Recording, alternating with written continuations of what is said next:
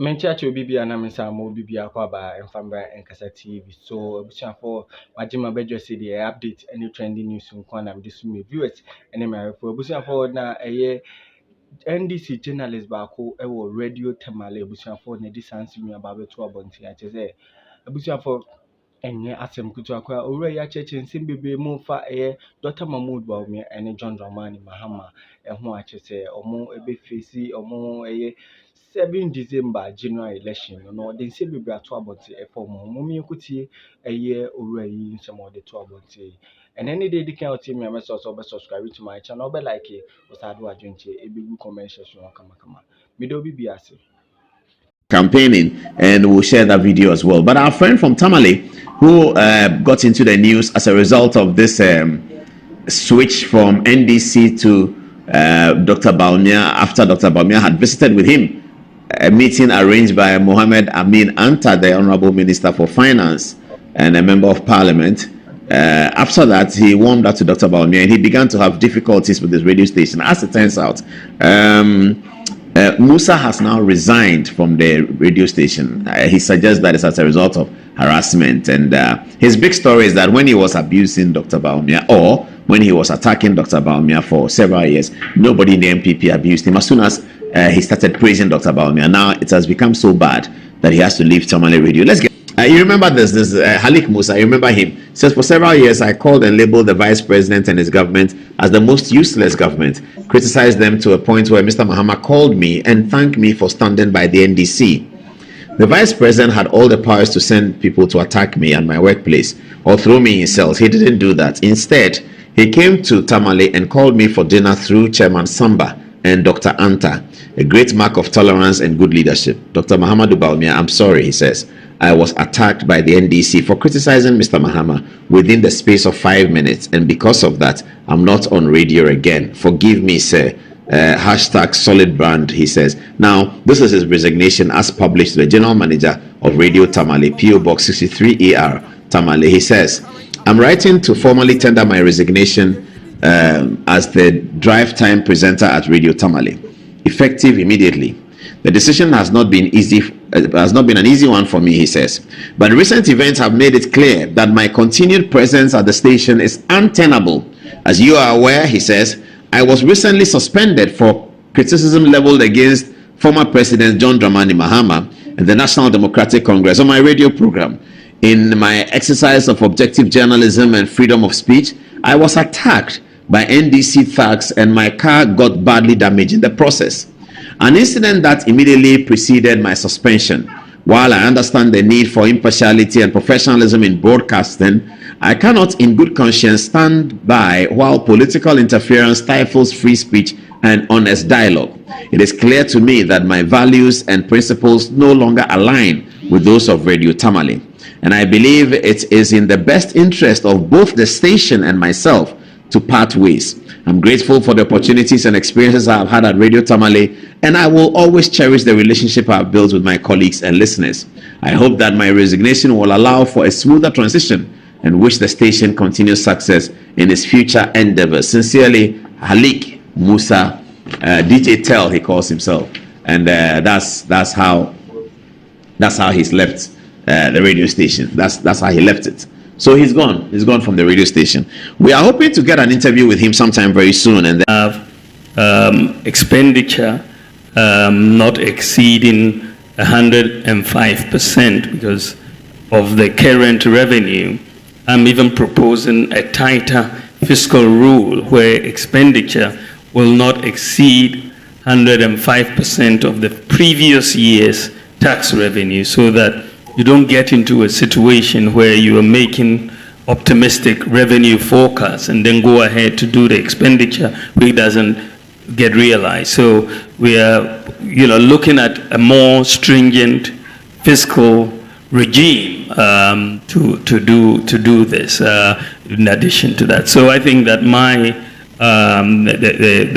the policies that I'm proposing are really very consistent with the fund program. I don't see any inconsistency at all.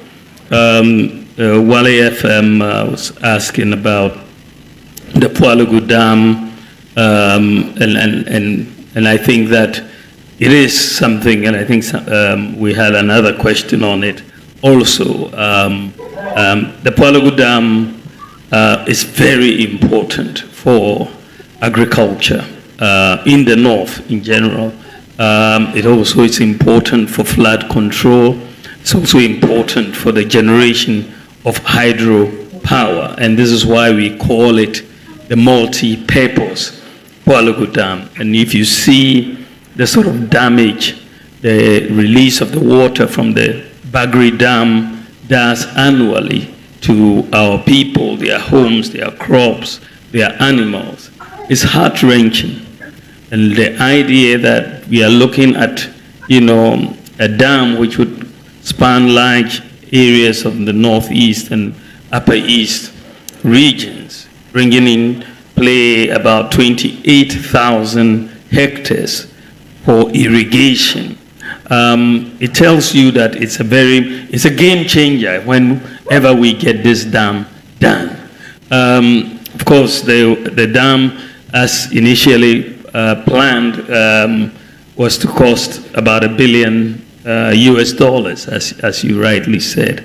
But we quickly ran into major issues following the COVID pandemic, and so many plans that were there, we couldn't realize, no access to the capital markets and so on. So we're going to have to re-look at the funding model for the Pwalugu Dam and bring in grant financing as well as private sector financing because of the opportunities that exist for the private sector with all of this agricultural land coming into play and all of that. So I think that is the issue. The issue of the universities in the new regions, I think a statement has already been made on that issue, that every new region should have a tertiary institution, ideally a university, and I think that is something I will support. The issue of what happens when people, how do I feel when people insult me? When you are in politics, it's par for the course in a sense. There's not much you can do. People just, for no reason, but for their own parochial reasons, just will insult you. But as long as it doesn't stop me from doing what I want to do for the people of Ghana, I will not be perturbed. As long as they keep insulting me, I'll keep getting things done for our people. I think that the issue has come, I think, in the area of the creative arts. I think it's a very, very, very important area for our economy. It's one of those areas, frankly, that, over the time, we have not really invested enough in. But my own view is that the returns to investment in this area are huge, because we have just natural born talent in this country. Talent that, cannot be really replicated in many areas, and talent that we can get a lot out of in terms of the economy and so on. So my general view of the creative arts and area and tourism is that it's a major growth pool for the economy, an area that we should pay attention to and invest in. If you look at what we've done so far in the area of the creative arts and so on, in the area of governance, we've set up the National Film Authority to evolve the dynamics of sustaining and culturally conscious